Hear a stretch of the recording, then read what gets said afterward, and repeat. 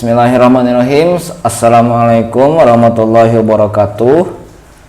Berjumpa lagi dengan Bapak di mata pelajaran fikih Madrasah Aliyah kelas 12 semester genap. Pada pertemuan kita kali ini kita akan melanjutkan pembahasan kita kemarin, yakni tentang kaidah fikih asasi. Di pertemuan pertama Bapak sudah membahas pengantar dan kaidah fikih yang pertama, yaitu adalah al-umuru bimaqasidiha. Kaidah fikih yang kedua dan ketiga sudah bahas kemarin. Kaidah fikih yang kedua adalah al-yaqinu la yuzalu atau la yazulu bisyak. Dan yang ketiga adalah al-musyaqqah tajlibut taisir.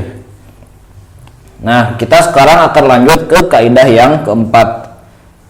Nah, sebelum ke sana, kaidah apa sih kaidah keempat ini? Nah, kaidah keempat ini berbicara tentang kemadharatan. Nah, ini penting nih buat kalian pelajari sebagai seorang yang belajar kaidah fikih. Karena apa?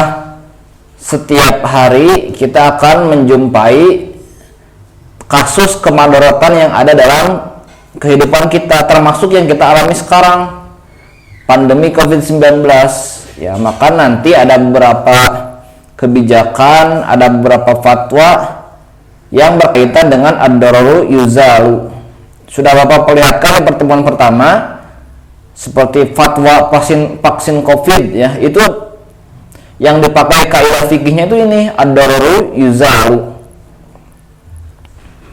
Atau misalnya di beberapa tahun yang lalu kita pernah mendengar ini, ya, pernah mendengar berita ini, sholat Jumat ditiadakan karena pandemi COVID-19. Ya. Jadi ini semua bermula dari kaidah ini, ad-dararu yuzalu. Mungkin kalian awalnya bingung, ya. Sebagai seorang awam tentu kita bingung, kok bisa sholat Jumat ditiadakan. Nah, nanti kita akan membahas kenapa sih, bagaimana kaidah ini bisa merubah suatu hukum, ya, dalam implementasinya bisa merubah suatu hukum, meskipun ada batasannya tentu, ya, tidak semua kemadharatan itu bisa dihilangkan. Nah, kemudian kita langsung ke lanjut latar belakang kaidah. Yang pertama adalah bahwa Islam itu berasal dari kata selamat, ya. Jadi salima aslama yuslimu, ya. Jadi selamat. Nah, selamat ini tentu memberi arti bahwa Islam adalah agama yang membawa keselamatan. Maka tidak mungkin ajaran Islam itu membawa hal-hal yang membawa kemadharatan atau kehancuran. Bahkan Islam melarang hambanya untuk melakukan hal-hal yang mencelakai dirinya atau menjerumuskan dalam kehancuran. Nah, pernah ke Bapak ada yang tanya kayak gini, Pak, katanya ada yang benda yang suci tapi haram, katanya. Ada, kata Bapak tuh, kamu makan paku. Makan paku itu haram, ya, meskipun bendanya suci, ya. Karena apa? Dapat menghancurkan diri sendiri, mencelakai diri. Maka Islam hal-hal yang mencelakai diri sendiri itu sangat dilarang, dan mencelakai orang lain juga. Nah, saking kita melarang untuk mencelakai diri, nah, bahkan Islam itu memberi kelonggaran dalam ritual agamanya. Apa saja kelonggarannya? Nanti kita bisa baca, ya.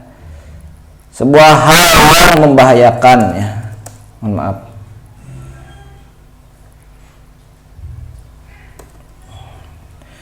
Nah, jadi apabila bertemu dengan hal-hal yang memudaratkan, nah, bisa memberikan kelonggaran.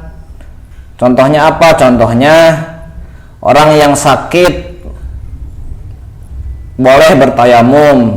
Nah, atau contoh yang paling sering Bapak ulang-ulangi, ya, apabila seseorang benar-benar lapar dan tidak ada lagi yang bisa dimakan, hanya daging babi saja yang bisa dimakan, maka boleh dia makan daging babi. Tidak boleh dia memilih mati, ya. Harus memilih untuk ajaran Islam yang memberikan kelonggaran untuk boleh memakan makanan yang haram, meskipun jangan sampai kenyang, ya, jangan kekenyangan lagi nambah lagi ya, gak boleh kayak gitu, ya. Maka nanti ada kaidah turunannya, ya, ad-daruratu yudfa'u biqadril imkan. Nah, ada juga yang keempat, latar belakang kaidah ini adalah selain melarang diri sendiri, Islam pula melarang untuk membahayakan orang lain. Nah, jadi kita dilarang untuk membahayakan diri sendiri, juga dilarang untuk membahayakan orang lain. La dororo wala diroro.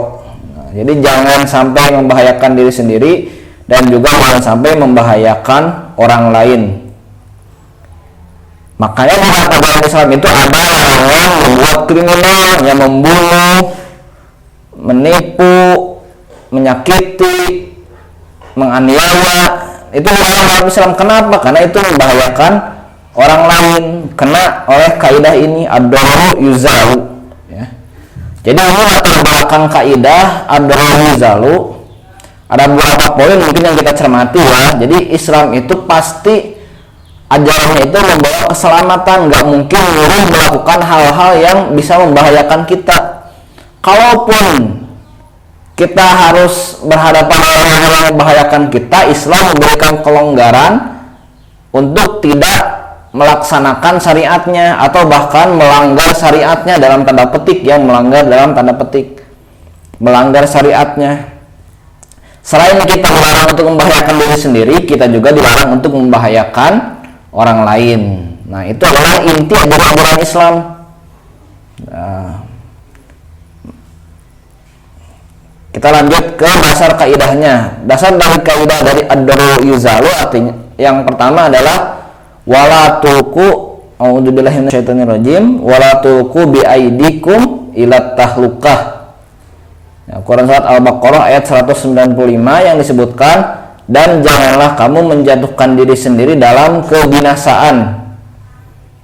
Kalau kalian orang yang sering mencermati perdebatan fatwa haram rokok, nah ini ayat yang pasti muncul, ya. Nah, jadi fatwa rokok itu haram, itu diantaranya ayatnya yang dibujuk adalah ayat ini, wala tulqu bi aidikum ila tahlukah, ya. Yang pro merokok, tentu ada argumennya, ya, bahwa menurut dia belum tentu membahayakan rokok itu, ya. Perdebatan dunia yang nggak mungkin terselesaikan itu adalah yang diantaranya ya fatwa anti rokok sama yang merokok, itu nggak mungkin sampai kiamat selesai, gitu, ya. Nah, kemudian yang kedua adalah wala tudaruhunna bitudayiku alaihin, ya. Surat At-Tolak ayat 6 disebutkan juga di sini adalah wala tudaruhunna, dan janganlah kamu menyusahkan mereka. Nah, jadi jangan sampai memadaratkan diri sendiri. Kalau ini jangan sampai memadaratkan orang lain. Nah, kemudian ini juga kalau ini hadis, ya, la darara wala dirara, yang artinya adalah la darara, jangan membuat kemadaratan, ya, membahayakan bagi diri sendiri, wala dirara, jangan membuat kemadaratan bagi orang lain. Ini adalah dasar dari kaidah ad-dararu yuzalu. Maka Bapak kemarin di pengantar juga Bapak sebutkan, ya, semua kaidah fikih ini pada dasarnya Al-Quran juga, cuma dibentuk dalam sebuah rumus supaya memudahkan kita untuk mengimplementasikan dalam kehidupan sehari-hari. Oke, sampai sini mungkin kalian masih agak ngawang-ngawang, ya, abstrak, ya. Nah, maka lebih mudah lagi kita langsung lanjut ke contoh penerapan kaidah ini. Nah, yang pertama adalah yang paling sering, ya, Bapak sebutkan, orang boleh makan hal-hal yang diharamkan, ya gak harus daging babi aja ya kan, bangkai kayak gitu kan dilarang juga ya, itu boleh kalau memang nggak bisa lagi makan hal-hal yang lain, ya tersesat di hutan. Nah, tersesat di hutan, kemudian kalau nggak makan itu nanti bakal mati, bakal kesusahan, maka boleh makan untuk mencegah kematian ya, bukan untuk sampai kenyang. Karena nanti ada kaidah turunan nih, ma'ubaha darurati yuqaddaru biqadariha, jadi diukur sesuai kadar kemadaratannya. Nah, jadi jangan malah nambah lagi ya, jadi wah ternyata enak ya nambah lagi ya, jangan kayak gitu. Karena apa? Karena kaidah kemadaratan itu hanya untuk menghilangkan ini, menghindari kerusakannya, bukan sampai menikmatinya. Ada teman bapak, dia ya walau alam ya istilahnya penyakitnya apa, cuma katanya dia sampai harus makan daging ular ya, daging ular. Nah ternyata katanya ini gurih lagi sama malah menikmati ya. Itu buat artinya mau bihal darurati yuqaddaru biqadariha, itu artinya ya sampai kalau ini ya kasus ini ya sampai dia ganjalan matinya gitu deh. Jadi dia sampai ngeganjel aja dulu. Nah, jangan sampai dinikmati, sama kayak jadi obat juga. Jadi jangan sampai dinikmati. Ya udah sampai sebatas menjadi obat saja. Nah, kemudian juga yang kedua, orang yang kepayahan dalam pekerjaan berat. Kalau orang-orang yang kerja kuli itu kan kadang berat ya pas bulan Ramadan. Nah, itu dalam beberapa hal dia bisa diperbolehkan untuk berbuka, tapi saat payah aja. Jadi bukan berarti setiap hari dia kayak gitu ya. Berarti kadang kan di hari ini dia merasa payah banget nih. Nah, maka bagaimana ukurannya payah atau enggaknya, itu dikembalikan kepada diri sendiri. Nanti tanggung jawabnya sama Allah langsung ya, nggak bisa main-main soal ini ya. Tapi dalam beberapa hal ya bukan diperbolehkan, diberikan keringanan ya, diberikan keringanan untuk berbuka. Nah, kemudian yang ketiga adalah akibat penyakit yang diderita, seseorang itu boleh bertayamum ya. Jika penyakitnya hilang, maka tayamumnya juga udah gak bisa dilakukan lagi ya. Jadi ada ukurannya ya, ada ukurannya.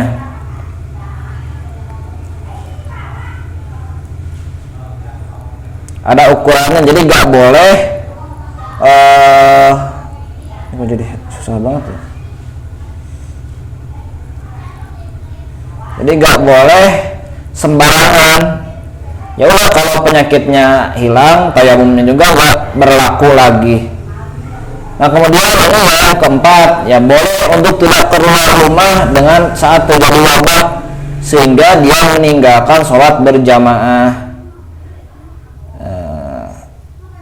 Bapak ini termasuk yang secara ijtihad pribadi ya,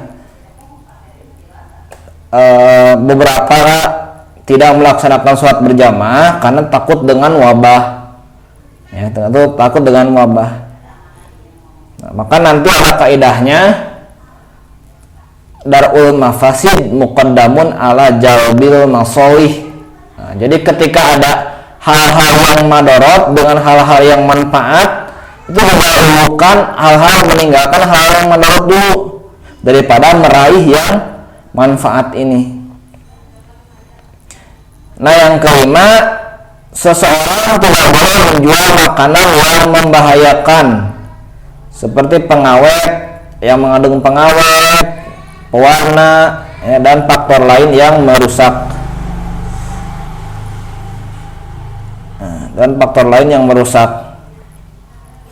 Jadi kalau kita jual penjual makanan ya gak boleh pakai hal-hal yang bisa memadaratkan orang lain berdasarkan kaidah ini. Nah, maka ad-dararu yuzalu, maka kemarin harus ada BPOM ya. BPOM itu karena apa? Takutnya dia merusak organ tubuh. Dan kedua, larangan bunuh diri. Ya, bunuh diri dilarang itu karena bertentangan dengan tadi, jangan sampai dia membuat hal-hal yang memadaratkan kepada dirinya. Nah, ini adalah contoh dari penerapan kaidah ad-dararu yuzalu. Nah, jadi saat kita mendapatkan hal-hal yang madarat ya. Jadi madarat, apa sih madarat itu? Nah, nanti kita lanjut di sini ya. Nah, tingkatan kebutuhan manusia itu ada 5 menurut Syekh Wahbah Az-Zuhaili ya. Yang pertama adalah ad-darar. Ad-darar itu apa ya? Ini madarat ini. Jadi apabila ia tidak mendapatkan, ia akan mati atau dekat kematian. Tadi kata Bapak ya. Jadi kalau dia nggak bisa makan itu, dia mati atau sekarat ya. Dia boleh untuk melakukan hal yang dilarang agama, meskipun bagi Bapak hal ini ada pengecualian, karena di kaidah yang lain disebutkan ad-dararu yuzalu biqadril imkan. Jadi kemadaratan itu sebisa mungkin dihilangkan. Maksudnya gini, kalau memang kita pengen naik gunung, misalnya ya naik gunung ke puncak, ya bawa pembekalan supaya ketika di gunung itu ketika tersesat minimal bisa masih makan yang halal, atau dengan pengetahuan survival yang bisa memberikan bahan-bahan makanan dari pohon, dari pohon itu bisa jadi makanan. Nah, jadi nggak langsung ke sana ya, Jadi harus sebisa mungkin dihilangkan dulu. Nah, sebisa mungkin dihilangkan dulu. Kayak tadi, nggak ada obat lagi kecuali obat yang haram. Kita cari dulu nih, emang benar nggak ada lagi ya dari hal-hal yang halal. Nah, jangan sampai kita ternyata ada yang halal, maka nggak jadi dia boleh memakan hal yang haram untuk obatnya. Ini nggak bisa main-main juga dengan madarat ini. Zaman Nabi kan ada orang yang berbohong untuk menyelamatkan akidahnya. Kalau dia jujur maka dia bisa mati ya. Ammar bin Yasir ya kalau nggak salah ya, yang disiksa itu ya pertama kali ketika di Madinah. Nah, ini adalah tingkat kebutuhan manusia, dan kita diperbolehkan ketika ada di derajat ad-darar ini. Kalau ada derajat hajat, manfaat, zinah ya, zinah itu bukan zina, tapi zinah itu perhiasan ya. Zinatul hayati dunia ya. Fudulnya itu berlebih-lebihan. Nah, ini tadi ada kalimat turunannya, ad-daruratu tubihul mahdurat. Kemadaratan itu memperbolehkan hal-hal berupa larangan. Jadi larangan itu bisa diperbolehkan apabila kita terdapat kemadaratan. Tapi tadi catatannya ada yunfa'u biqadril imkan. Tapi kemadaratan itu harus dicegah dulu. Jangan sampai langsung ke sini ya, langsung memperbolehkan larangan-larangan, tapi harus dicegah dulu sebisa mungkin. Dan kalau kita sampai melakukan hal yang dimadaratkan, maka bihal darurati qadaru biqadariha, harus dihukum sesuai kadar kemadaratannya. Tadi kalau misalnya kita terpaksa makan hal yang menghilangkan, yang jangan sampai kenyang, tapi hanya untuk menghilangkan lapar tadi, jangan sampai menikmati. Ad-daruratu bid-darar. Nah, kemadaratan itu tidak dapat dihilangkan dengan kemadaratan yang lain. Ya, sama-sama kelaparan, sama-sama itu kita nggak boleh orang lainnya, nggak boleh. Ya. Nah, yang ini ya mar'ul mafasid muqaddamun ala jalbil masolih. Jadi menolak kerusakan itu harus didahulukan daripada mendatangkan kemaslahatan. Nah, ini yang menjadi bahaya ini. Kita tahu nih, sholat di masjid itu wajib dan pahalanya banyak. Tapi dengan dengan menolak kerusakan ya, artinya ketika kita ternyata ketika sholat di masjid tersebut kita akan tertular, nah maka ini menjadi bahaya yang bisa dipertanggungjawabkan ya. Bapak selalu kasih istilah ya, jadi kalau kalian ikut dalil ulama itu ada yang bisa dipertanggungjawabkan ya. Kalian nggak ikut fatwa ini ya, tapi harus ada pertanggungjawabannya. Dan yang ikut juga jangan semena-mena diliburkan libur terus enggak, karena ada tadi ad-dararu yanfa'u biqadri kan ya. Kalau misalnya kemadaratannya bisa kita minimalisir dengan protokol kesehatan ya, bisa dilaksanakan itu ya. Baik, lebih jauhnya kita bisa nanti ditanya jawab langsung. Intinya kaidah ad-dararu yuzalu ini adalah ketika Islam itu adalah agama yang melarang seseorang untuk kemadaratan ya. Jadi melakukan hal-hal yang berbahaya itu dilarang dalam Islam. Seperti tadi ya, makan makanan hal-hal, makan paku ini gak boleh. Nah, kemudian kalau memang dengan menghindarkan kemadaratan itu ada ajaran yang harus ditinggalkan, maka boleh ditinggalkan, tapi dengan ada ukurannya tadi ya. Kalau dan Islam juga melarang untuk membahayakan orang lain. Nah, jangan sampai kita membahayakan orang lain. Nah, itu adalah tambahan keempat. Kita lanjut ke kaidah yang kelima. Kaidah fikih asasi yang kelima yaitu adalah al-adatu al-muhakkamah, atau bisa kita baca al-adah al-muhakkamah. Yakni adalah kebiasaan itu dapat ditetapkan menjadi suatu hukum. Apa sih maksudnya Pak kebiasaan yang dapat ditetapkan menjadi suatu hukum? Jadi kita lanjut ke latar belakang aja dulu ya. Kalau dulu pas Nabi Adam diturunkan ke bumi, itu di dunia itu kan ada peradaban manusia ya Mas. Ya disebutkan ada dinosaurus, ada apa, tapi kan manusia belum ada. Maka ketika Nabi Adam membawa ajaran tauhid ya, itu tidak bercampur dengan peradaban manusia. Berbeda ketika Nabi Muhammad turun. Nabi Muhammad turun, Nabi yang terakhir membawa salah Islam, itu umat manusia itu udah punya peradaban. Di timur Mekah ada peradaban Persia, kemudian di timurnya lagi ada peradaban Cina, di baratnya ada peradaban Bizantium, kemudian ada Romawi Barat. Nah, di Afrika mungkin ada. Nah, maka dengan hal seperti ini Islam itu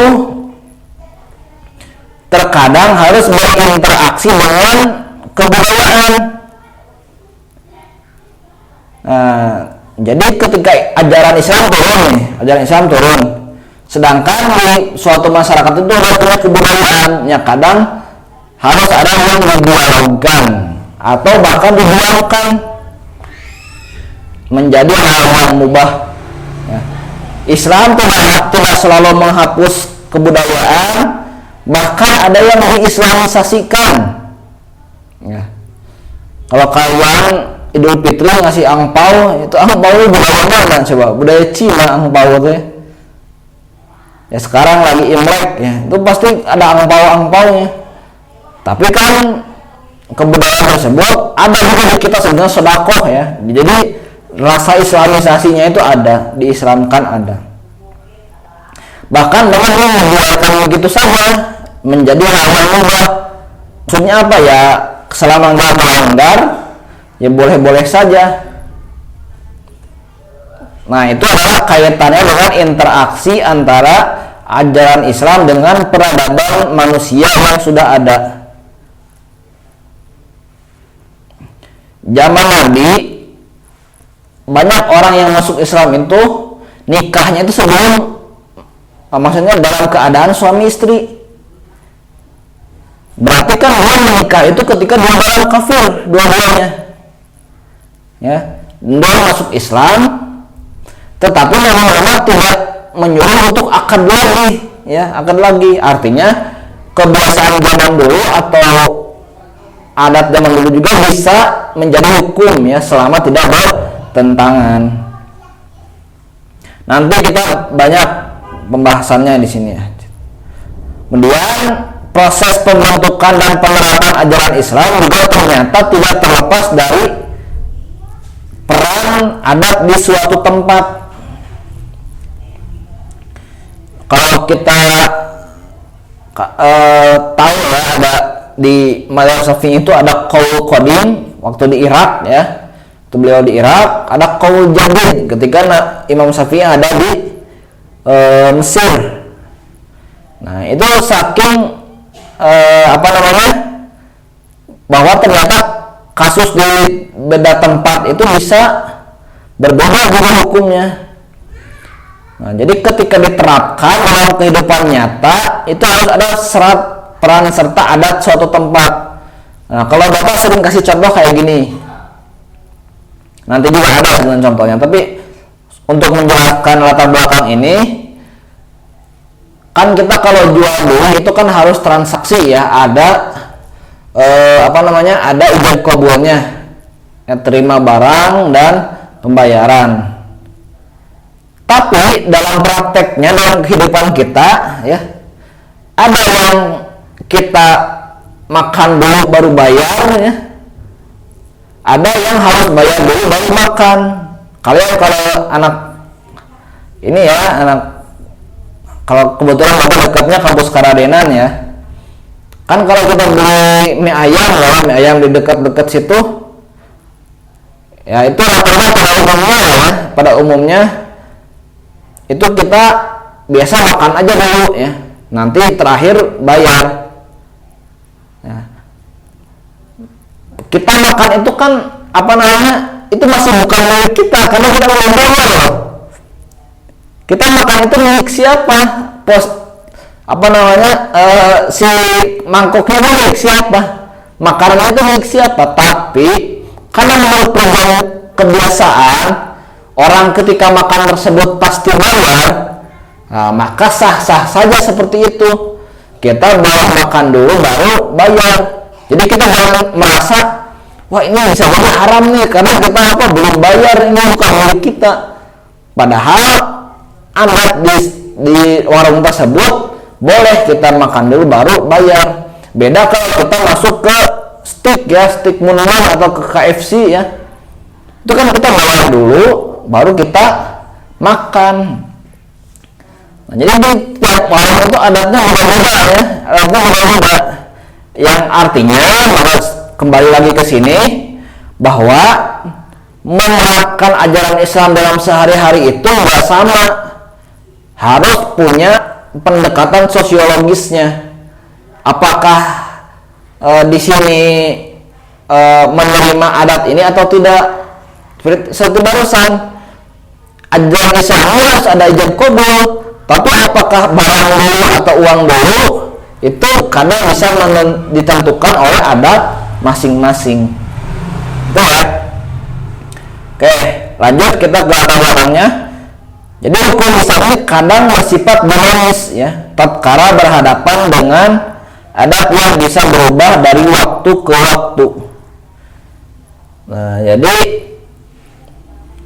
ada beberapa hal, ya, kita contohkan kayak gini aja lah. Dulu orang kalau jual beli itu harus ketemu antara penjual dan pembeli dan ada ijab qabulnya. Sekarang kita jual online di Shopee, ya, gak mau sebut merek, ya, Shopee. Kita kan tinggal klik aja barangnya, klik ke keranjang kita bayar, kita tunggu aja. Ada berapa hal yang berubah tuh? Penjual sama pembeli gak ketemu, itu satu ya. Barangnya kita gak lihat langsung, yang kita lihat itu cuma fotonya saja. Ijab kabulnya kita dengan klik saja.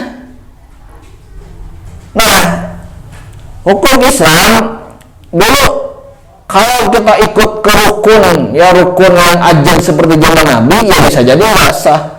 Tapi karena sifatnya itu dinamis, apalagi hal-hal muamalah seperti itu, maka berubah hukum juga yang bisa dikaitkan dengan adat. Jadi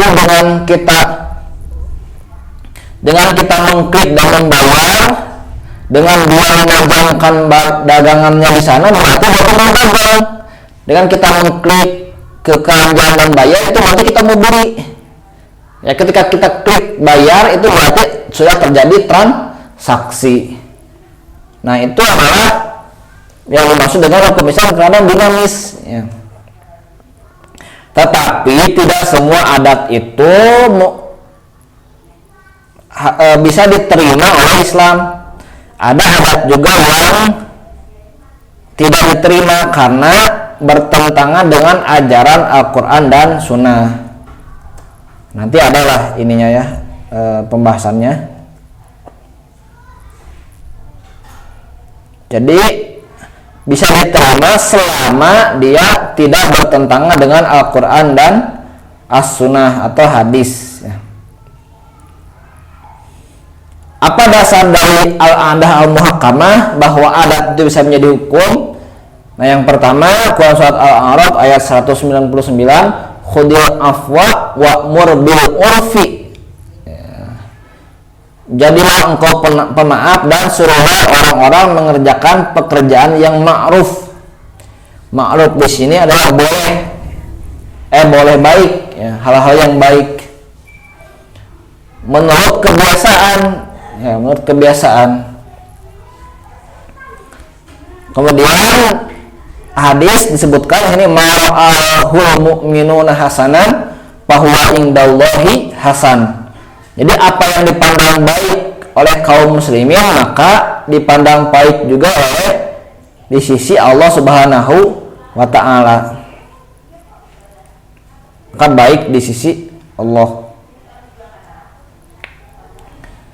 Jadi pada dasarnya kalau muslim itu bersepakat akan kebaikannya, itu sebenarnya Allah juga bersepakat dengan kebaikan tersebut. Maka di kaidah usul itu kan kemarin Bapak sudah bahas sumber hukum, diantaranya adalah istihsan, ya, menganggap baik. Itu dasar hukumnya.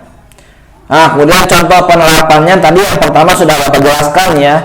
Jadi ada yang bayar dulu ijab qabul nih, syariatnya ijab qabul, tapi ada yang bayar dulu baru makan, ada yang makan dulu baru bayar, dan itu semua sah. Jadi pelaksanaan hukumnya itu sah karena ada kaidah ini, al-adah al-muhakkamah. Adat itu bisa menjadi suatu hukum. Nah, kemudian yang kedua contohnya nih, orang kita mau jualin HP nih, kita punya HP ini jualin berapa, misalnya 500.000. Nah, ternyata dia bisa jualin 500.000. Komisinya berapa? Biasanya berapa? 5% misalnya. Maka 5% itu bisa menjadi hukum. Jadi kita minimal harus ngasih upah dengan harga segitu. Kebiasaannya di situ berapa? Kemudian dulu Islam itu mengambil juga kebiasaan atau konsep dari Persia Romawi. Contohnya dalam birokrasi ya, pembentukan diwan itu kementerian, apa sekarangnya kementerian, penunjukan gubernur, ada apa namanya pendelegasian kekuasaan, itu konsep birokrasi yang dulu ada di zaman Romawi dan Persia. Ya, selama itu tidak bertentangan dengan ajaran Islam, boleh aja diambil. Nah, tapi mau jual beli online, transaksi melalui aplikasi tanpa melaksanakan ijab kabul, boleh-boleh saja.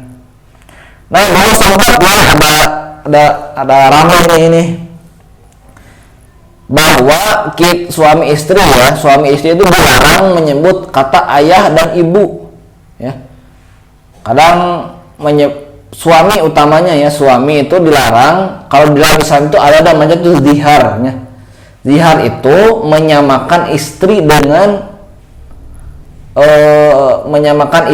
ibu. Jadi kebiasaan orang jahiliyah kalau dia menceraikan istrinya, menyamakan zihar itu sebenarnya punggung istri dengan punggung ibu. Maksudnya apa? Dia menyamakan istrinya dengan ibunya, sehingga statusnya menurut Islam kalau seperti itu dia seolah-olah menjinahi ibunya sendiri karena menyamakan istrinya dengan ibunya. Nah, dulu sempat tanya nih, lalu gimana dong?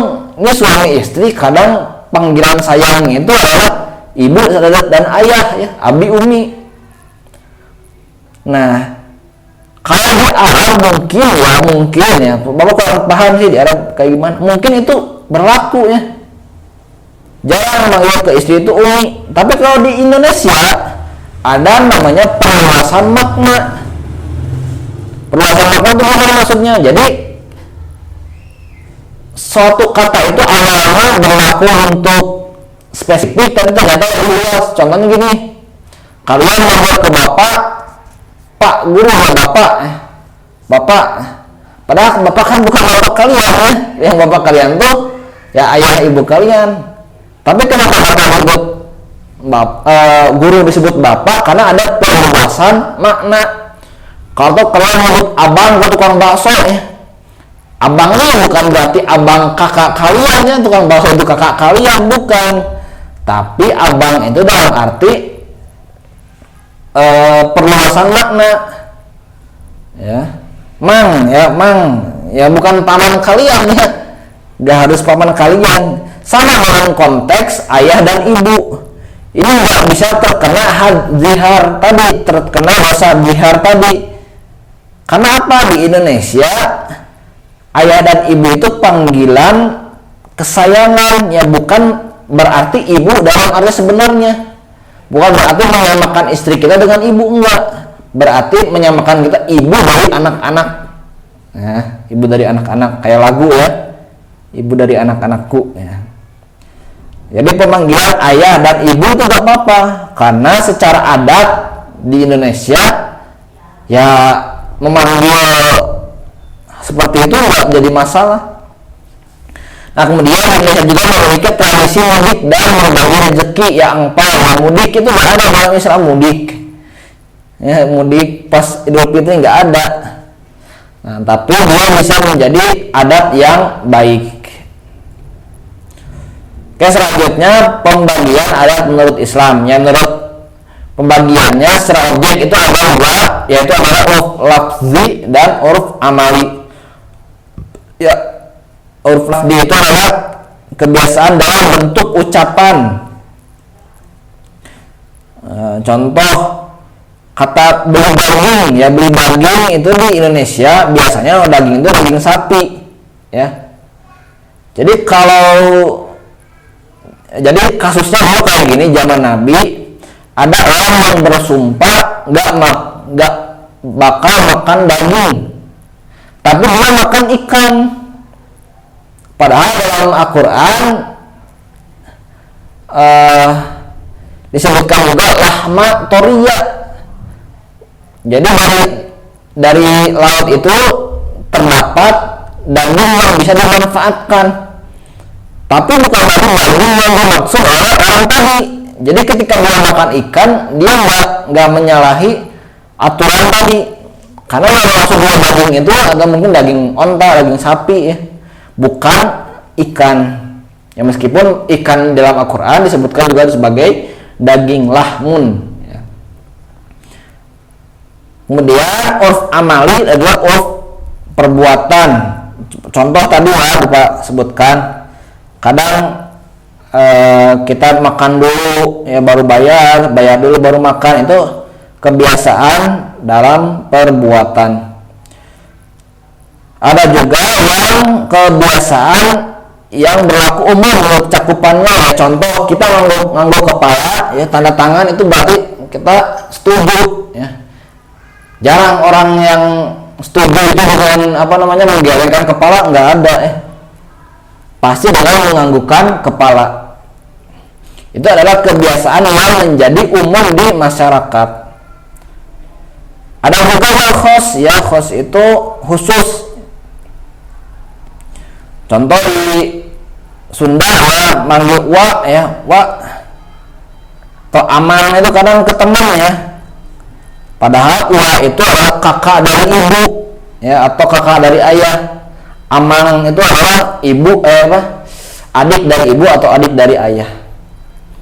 Menurut keabsahannya ada urf sahih, ada urf fasid ya. Jadi ini ya, jadi secara pembagiannya ada yang nggak boleh, ada yang boleh.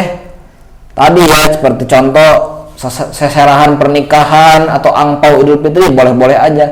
Tapi ada yang nggak boleh, contoh ya, Pak, adat kan bisa dihukum tadi kata Bapak katanya.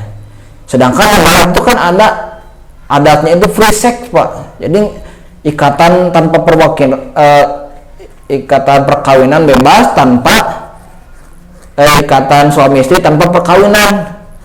Nah, berarti itu hukum juga enggak bisa, karena apa? Itu bertentangan dengan ajaran Islam. Jadi ada juga hukum yang tadi seperti Bapak bilang ada batasannya selama tidak bertentangan dengan Al-Quran dan As-Sunnah. Nah, ini beberapa kaidah turunannya ya. Kullu ma warada bihi syar'u mutlaqan wala dabitan lahu fihi wala lughah yarji'u fihi ilal urf. Jadi kalau sesuatu yang tidak diatur oleh syariat, tidak ada batasannya menurut syariat juga bahasa, maka dikembalikan kepada kebiasaan.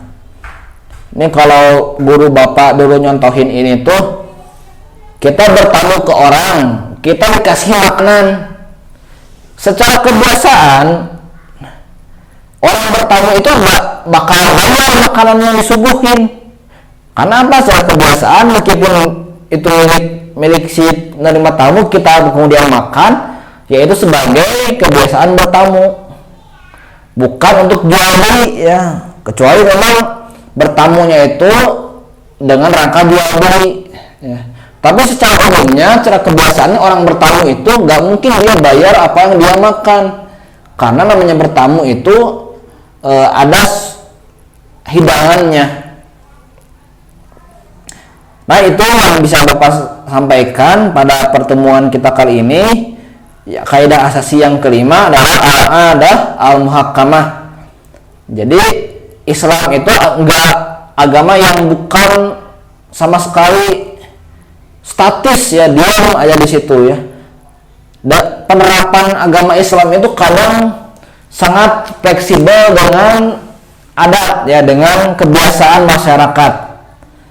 Nah, maka tidak semua hal yang diterapkan di misalnya kita ya di Arab Saudi, di Mekah, di Hijaz ya, di Jazirah Arab selaku yang turun pertama kali Islam, bisa semuanya diperlakukan di Indonesia. Contoh ya, menyembelih onta ya, di sini ontanya nggak ada ya, nggak menyembelih onta itu ya, itu yang paling kentara lah ya, paling kentara ya, dibeli onta ya, nggak ada di sini ontanya. Kemarin yang rame ya, Pak, gimana kita dulu pas Nabi pakai dirham ya, sedangkan kita sekarang pakai rupiah. Bedakan ya, itu sama tadi, bedakan antara adat dengan syariat. Apakah dirham pada saat itu adalah syariat atau adat?